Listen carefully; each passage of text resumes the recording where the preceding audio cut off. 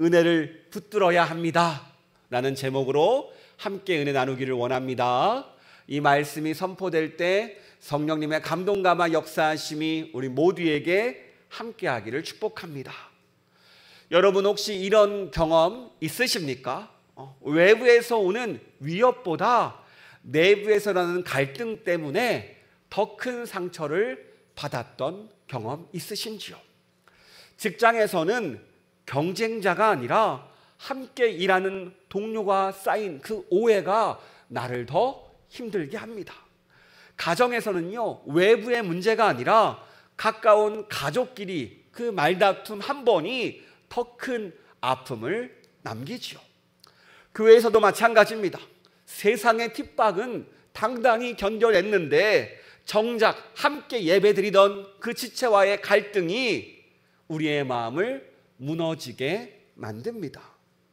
분명히 외부의 싸움은 하나님이 도와주셔서 견딜 수 있는데 오히려 내부의 싸움은요, 하나님이 주신 은혜를 잊게 만들고 관계를 깨트리고 공동체 전체를 무너뜨리게 만듭니다. 오늘 사사기 12장이 바로 그런 이야기입니다. 하나님의 은혜로 암몬이라는 적을 물리쳤는데 어때요? 그 다음 문제, 내부의 문제가 터져 버립니다. 에브라임 지파와 이 길르앗 사람들이 서로 칼을 나누고 같은 형제들이 피를 흘리는 안타까운 일이 발생합니다. 왜 이런 일이 발생했을까요? 다른 이유가 아닙니다. 바로 은혜를 잊어버렸기 때문입니다. 따라해 볼까요? 은혜를 잊으면 우리도 넘어진다. 이 마음을, 이 메시지를 오늘 말씀은 전하고 있습니다. 여러분, 이 시간 은혜를 붙잡는 우리가 되기를 축복합니다. 오늘 본문은요, 이스라엘 전쟁이 이제 끝났습니다. 입다와 길르앗 사람들은 암몬을 물리쳤어요. 그래서 하나님의 승리를 경험했습니다. 그렇다면 이제 이 이스라엘에게 남은 것이 무엇일까요? 일반적으로 이제는 하나님의 은혜에 감사하고 하나님을 찬양하는 놀라운 축제만 남아있지 않습니까? 그런데요, 오늘 이 축제의 자리에, 은혜의 자리에 감사가 아니라 불평이 터져 나옵니다. 찬양이 아니라 서로를 협박하고 위협하는 험한 말들이 오고 갑니다. 오늘 우리 함께 1절 말씀 같이 읽도록 하겠습니다. 에브라임 사람들이 모여 북쪽으로 가서 입다에게 이르되 내가 암몬 자손과 싸우려 건너갈 때에 어찌하여 우리를 불러 너와 함께 하지 아니하였느냐? 우리가 반드시 너와 내 집을 불사르리라 하니.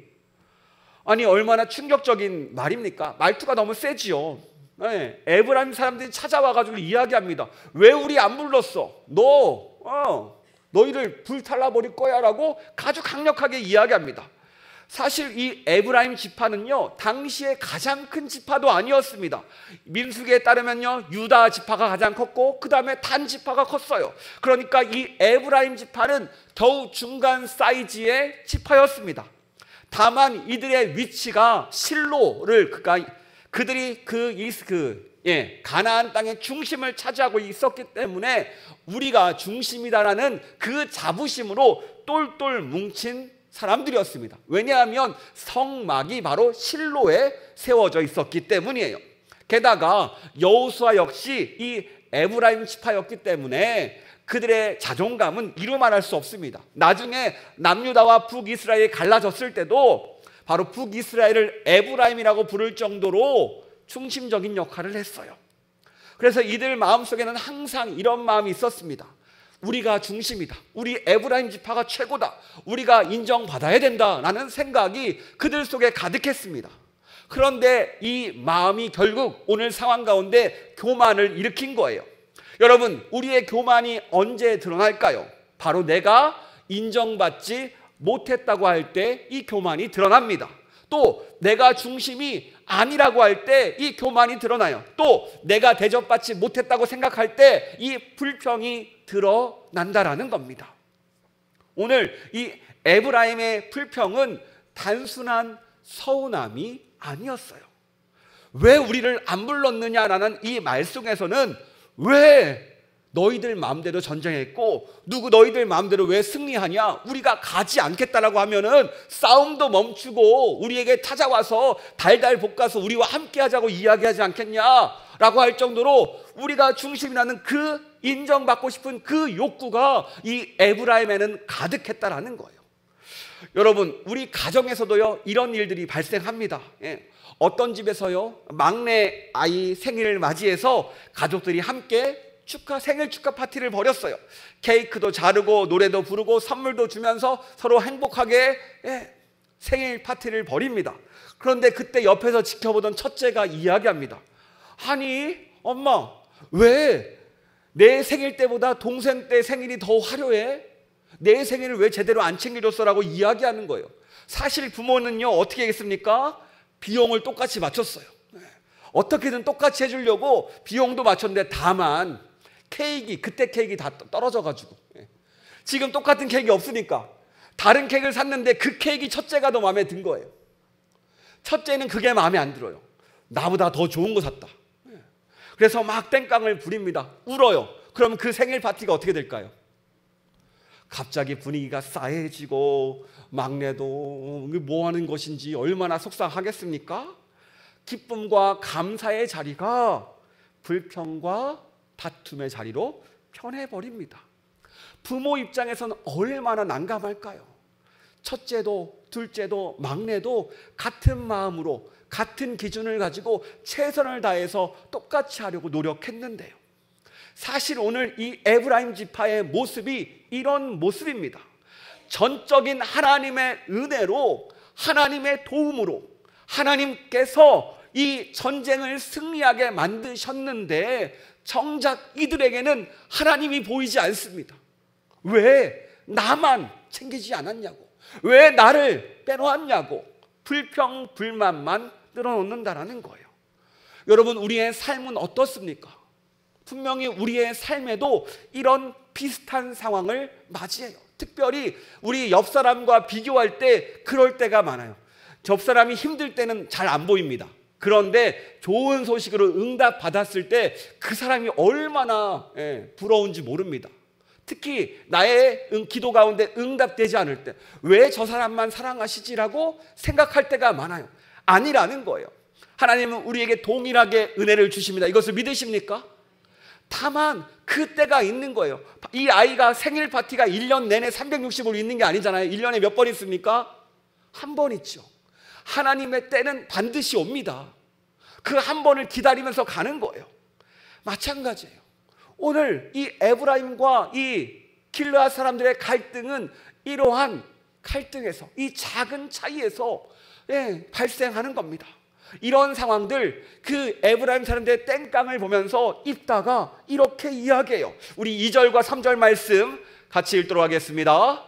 입다가 그들에게 이르되 나와 내 백성이 암몬 자손과 크게 싸울 때 내가 너희를 부르되 너희가 나를 그들의 손에서 구원하지 아니한 고로 나는 너희가 도와주지 아니하는 것을 보고 내 목숨을 돌보지 아니하고 건너가서 암몬 자손을 쳤더니 여호와께서 그들을 내 손에 넘겨 주셨거늘 너희가 어찌하여 오늘 내게 올라와서 나와 더불어 싸우고자 하느냐 하니라. 입다는 분명히 팩트를 체크해 줍니다. 나는 너희를 불렀어. 근데 너희들이 오지 않았어. 그래서 어쩔 수 없이 내가 죽자 사자 죽음을 불사르고 암몬과 싸웠어. 그래서 암몬의 20개의 성읍을 차지했고 우리가 대승을 거둔 거야. 그런데 이 전쟁은 전적으로 하나님께서 도와주셔서 하나님이 주신 은혜야라고 말하고 있어요. 아까 얘기했죠. 여호와께서 그들을 내 손에 넘겨주셨거늘. 이 중요한 메시지를 이야기합니다. 여러분, 그렇습니다. 모든 전쟁이 누구에게 달려 있습니까? 하나님에게 달려 있어요. 오늘 입다는요 이것을 에브라임 사람들에게 이야기합니다. 여러분, 그런데요 삐진 첫째에게 아무리 달래도 이 첫째가 잘 듣습니까? 안 듣죠. 안 들어요. 이 화가 나고 분노한 이 아이들은요, 듣지 않습니다. 마찬가지, 우리도 화가 나면요, 우리도 들리지 않아요. 단 그 문제, 나를 분노하게 만들고 나를 힘들게 만든 그 문제밖에 들리지 않습니다. 그래요. 오늘 에브라임의 문제는 이거였습니다. 정작 이 전쟁은 하나님의 도움이었고 하나님의 은혜였고 그렇게 많은 피해 없이 전쟁을 이겼는데 이 은혜는 생각하지 못하고 불평만 보입니다. 왜 우리에게 더 부르지 않았냐는 거예요. 한 번 안 불렀으면 2번 불러야 되고 적어도 3번은 불러서 함께 가자고 해야 되지 않겠냐. 한 번은 너무 정이 없지.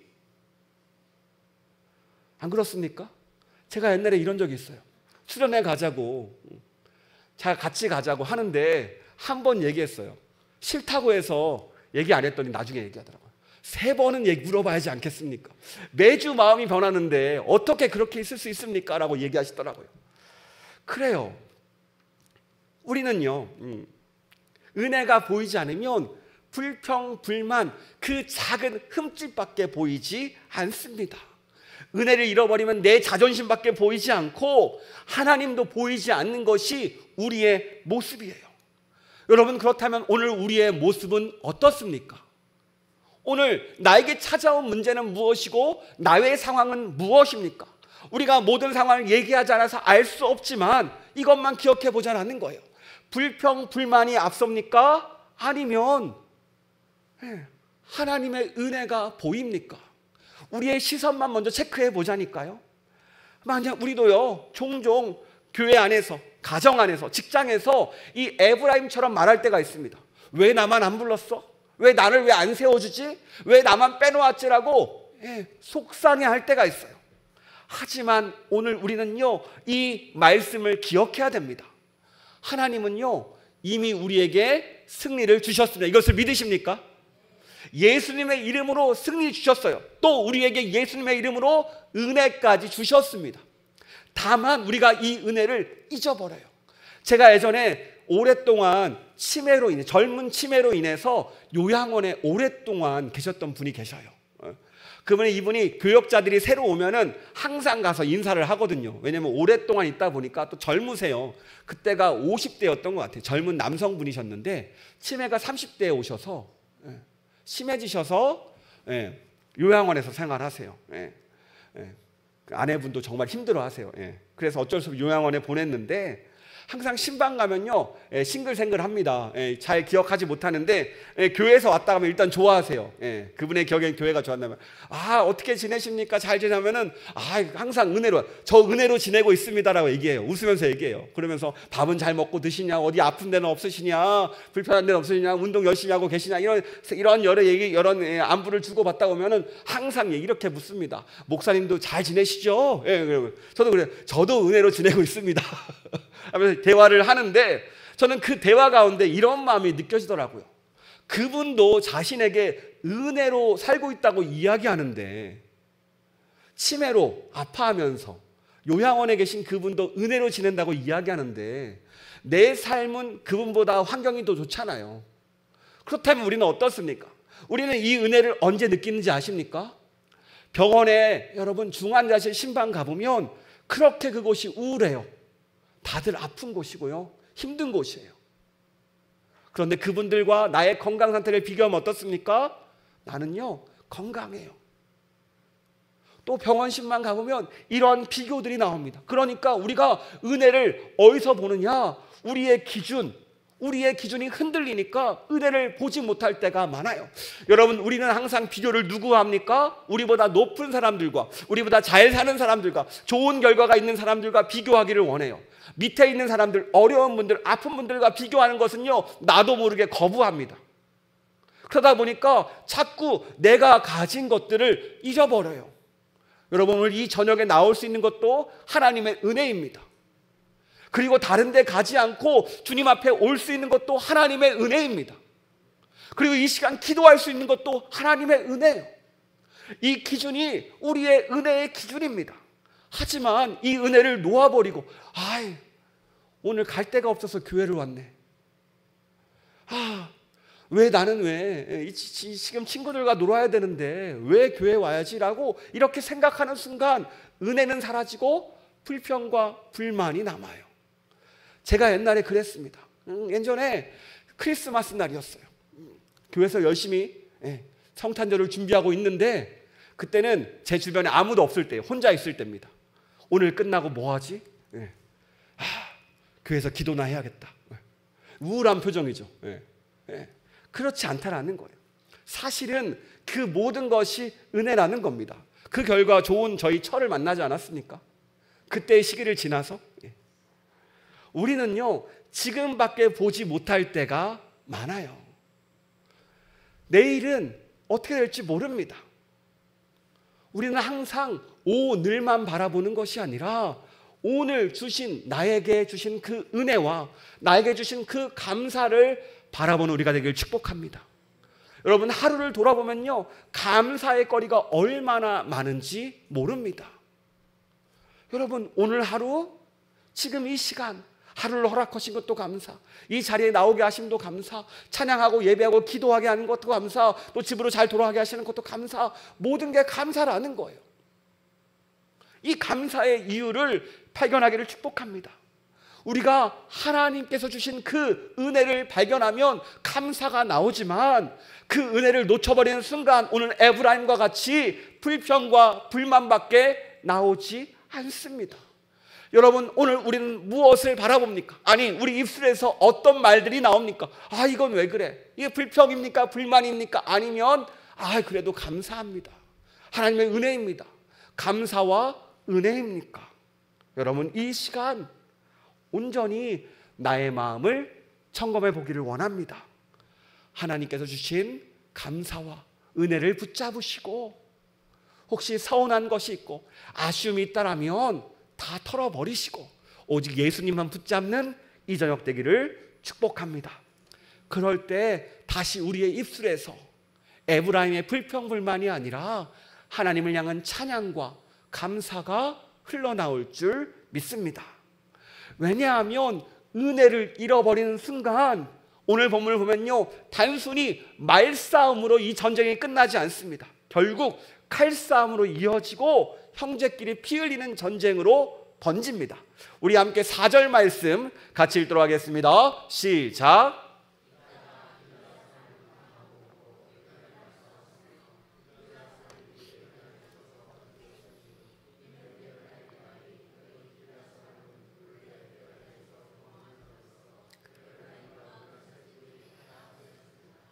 이게 무슨 말이냐면요 너희는 에브라임은 도망민이다. 그러니까 변두리 사람들이다. 너희가 당시 길르앗이 이스라엘의 끄터머리 지역이었어요. 그러니까 너희는 변두리 사람들이다. 더 쉽게 말하면 너희는 촌놈이다. 너희 촌놈이 뭘 아냐. 이렇게 이야기하는 거예요. 이렇게 상대방을 계속 무시하니까 그 말 듣는 사람들이 어떻게 반응하겠습니까? 바로 칼부림이 일어난 거예요. 그렇습니다. 우리의 말 한마디가 얼마나 큰 영향력이 있는지를 알려줘요. 잠언 18장 21절에 이렇게 말합니다. 우리 같이 읽도록 하겠습니다. 제가 빼먹었나 봐요. 제가 읽어드리겠습니다. 죽고 사는 것이 혀의 힘에 달렸나니 혀를 쓰기 좋아하는 자는 혀의 열매를 먹으리라. 그래요. 죽고 사는 것이 혀에게 달렸대. 이 말 한마디에 사람을 살리기도 하고 죽이기도 한답니다. 여러분 예전에 성가대에서 성가대 가운을 바꿔야 되는 시기가 왔어요. 그래서 서로 논의를 합니다. 어떤 색이 예쁠까? 그래 성가대는 기본적으로 하얀색이지. 하얀색이 좋아. 또 의견이 나옵니다. 요즘에는 더 밝은 핑크로 포인트 들어간 것도 좋더라. 더 밝은 분위기로 가보자. 핑크 얼마나 좋냐. 이렇게 서로 의견을 나누다가 별거 아닌 것 같은데 이 문제로 다툼이 시작돼요. 아니 이게 더 좋아, 이게 더 좋아. 어느 순간 감정 싸움이 되고 결국 성가대가 분열되는 결과를 낳습니다. 우리가 단순히 아무것도 아니라는 생각하는 그것 하나로 교회에 큰일이 일어나는 거예요. 이렇게 큰 작은 싸움들, 사실 오늘 길르앗 사람들이 당한 그 멸시는 작은 것들이 아니죠. 큰 거였죠. 자신들의 자신들을 무시하는 언행이었으니까요. 그 무시의 말이 얼마나 큽니까? 상대방을 무시하는 그 순간 그것이 돌아오는 거예요. 그리고 그것을 어떻게 결혼합니까? 길르앗 사람과 에브라임 사람을 갈라내요. 특히 십볼렛이라는 단어를 해보라고. 십볼렛이냐 발음 하나로 그들을 갈라냅니다. 우리 6절 말씀 같이 읽도록 하겠습니다. 그에게 이르기를 십볼렛이라 발음하라 하여 에브라임 사람이 그렇게 바로 말하지 못하고 십볼렛이라고 발음하면 길르앗 사람 곧 그를 잡아서 요단강 나루턱에서 죽였더라.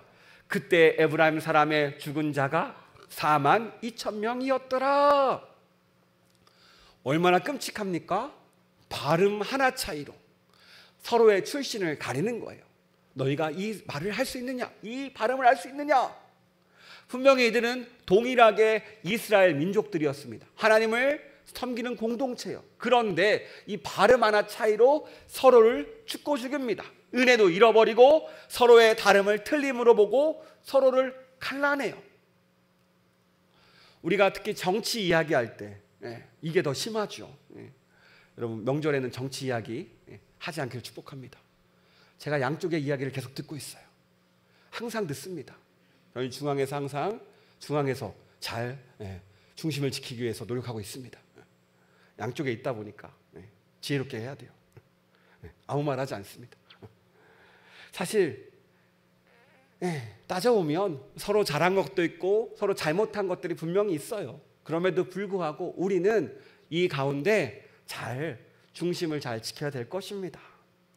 오늘 이 차이, 서로를 무시하고 서로의 자존심만 내세우다가 결국 에브라임 사람들이 무려 42,000명이나 죽습니다. 그리고 그 죽음의 잣대는 바로 우리 민족이느냐 다른 지파냐, 발음 하나의 차이. 쉽게 얘기해서 작은 차이로 사람을 평가하고 정죄하고 네 편과 내 편을 가르더라는 거예요. 여러분 예수님께서 이렇게 말씀하시죠. 요한복음 13장 34절 35절 말씀입니다. 우리 같이 읽도록 하겠습니다. 새 계명을 너희에게 주노니 서로 사랑하라. 내가 너희를 사랑한 것 같이 너희도 서로 사랑하라. 너희가 서로 사랑하면 이로써 모든 사람이 너희가 내 제자인 줄 알리라. 예수님의 제자 중에는요 서로 다른 극과 극의 사람들이 있었어요. 열심당원이 있는 반면에 그들의 완전히 원수 같았던 세리도 예수님의 제자였어요. 그러니까 극과 극의 사람들이 모여서 예수님의 제자를 이룹니다. 그런데 이들이 어떻게 모일 수 있었습니까? 예수님이 주신 은혜를 붙들고 하나가 될 수 있었어요. 마찬가지예요. 우리 역시 이 은혜를 놓아버리면 어떻게 됩니까? 갈라질 수밖에 없어요. 우리는 서로 달라요. 살아온 환경도 다르고 생활도 다르고 생각도 다르고 우리의 모든 환경이 다릅니다. 그래서 똑같은 생각을 가질 수 없어요. 이게 우리의 삶입니다. 그의 삶과 그의 말에는 그의 인생이 담겨있기 때문이에요. 그래서 서로 다 다를 수밖에 없어요. 그러나 이 다름을 맞춰가죠. 문제는 이 은혜를 잃어버리고 갈라지고 깨어진 공동체, 그리고 그 지도자가 어떻게 됩니까? 바로 7절에 입다의 삶을 이렇게 정리합니다. 우리 7절 말씀 같이 읽도록 하겠습니다. 입다가 이스라엘의 사사가 된 지 6년이라 길르앗 사람 입다가 죽음에 길르앗에 있는 그의 성읍에 장사되었더라. 입다는요 장사와 같은 사람이었습니다. 그런데 그의 삶이 어떻게 돼요? 단 6년의 삶으로 끝납니다. 딱 한 줄. 그의 인생이 허무하게 마무리돼요. 오늘 성경은 우리에게 어떤 메시지를 전달하고 싶습니까? 은혜를 잊으면 싸움이 시작되고 은혜를 결국 놓쳐버리면 흔적 없는 인생, 허무한 인생으로 너의 인생이 끝난다는 것을 알려줍니다. 그리고 8절 이후에 보면요 3명의 사사가 등장해요. 입산, 엘론, 압돈이라는 사사가 등장하는데 이들의 기록도 무척 짧습니다. 자녀의 숫자는 몇 명이고 재산은 얼마고 몇 년 다스렸는지 지극히 짧은 이야기. 보이지 않습니다. 학자들은 이 시기를 암흑시기라고 이야기해요.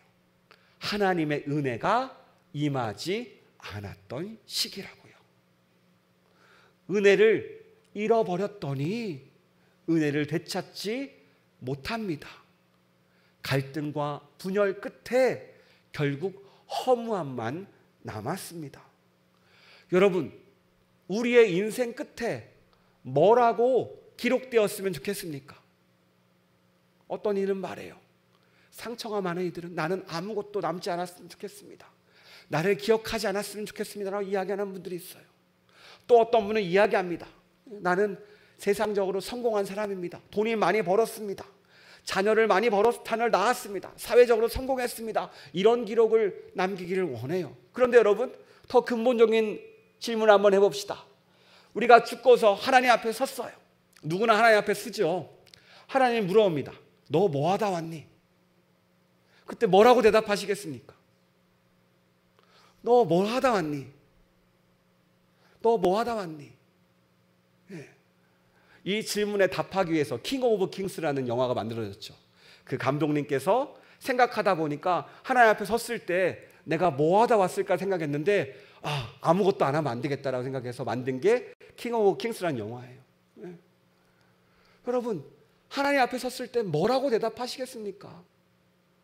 뭐라도 당당하게 이야기하지 않겠습니까? 하나님, 저는 하나님의 은혜로 살다 왔습니다. 하나님, 저는요 정말 주님과 동행하면서 기쁘게 살아왔습니다. 하나님의 나라를 위해 살았고요, 하나님만 생각하며 하나님의 제자로 이 땅을 살아왔습니다. 그렇게 당당하게 대답하면 얼마나 좋겠습니까? 이 대답이 우리의 대답이 되기를 축복합니다. 당장 무엇을 먹을까, 무엇을 마실까, 무엇을 입을까를 위해 사는 것이 아니라 하나님 앞에 섰을 때 당당하게 하나님의 나라를 위해 살았습니다. 어떻게 하면 하나님의 영광을 드러낼까 노력하며 살았습니다. 제가 우리 가정을 돌볼 때도요, 우리 자녀를 사랑할 때도요, 우리 이웃을 사랑할 때도요, 주님 사랑하면서 주님을 기억하면서 주님의 이름을 드러내기 위해서 노력했습니다. 내가 내 욕심 내려놓고 내 모든 것 다 내려놓고 주님만 위해 살았습니다 라고 대답해야 되지 않겠습니까? 그럴 때 주님께서 말씀하시겠죠. 착하고 충성된 종아, 잘하였다. 내가 너의 수고를 알고 있다. 이 대답이 우리의 대답이 되기를 원합니다. 우리가 주님 앞에 섰을 때 우리 모두가 주님께 그런 칭찬받기를 원합니다. 한 분이요, 제가 얘기했죠. 하버드생들한테 강연을 하는데 그들의 고민이 뭐냐면, 이렇게 하버드 나오면 잘 살 걸 알아요. 문제는 내가 돈만 잘 버는 게 끝이냐, 이 고민이 가장 많다라는 거예요. 인생 내가 돈을 위해 살았느냐라는 그 질문 가운데 어떻게 하면 가치 있게 살 수 있을까, 이 질문을 던진다고 합니다. 여러분, 우리의 삶도요 가치 있게 살기를 원합니다.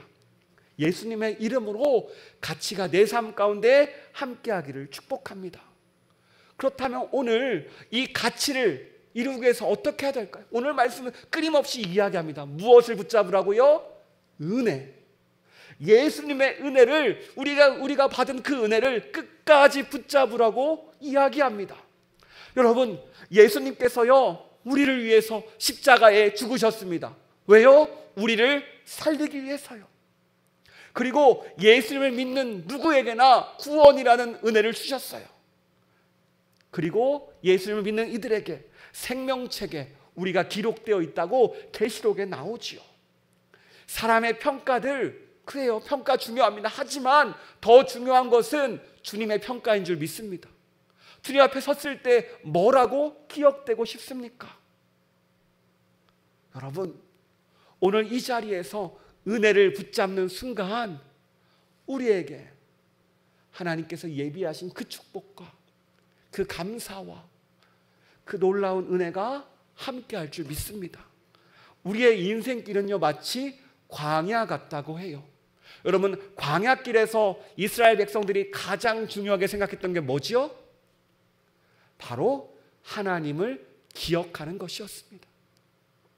그리고 여러분, 광야 1세대와 2세대를 비교하는데요, 성경은 1세대보다 2세대의 믿음이 좋다고 이야기해요. 1세대는요 홍해의 기적도 받고 마라의 쓴물도 경험하고 끊임없는 기적의 연속이었던 사람들입니다.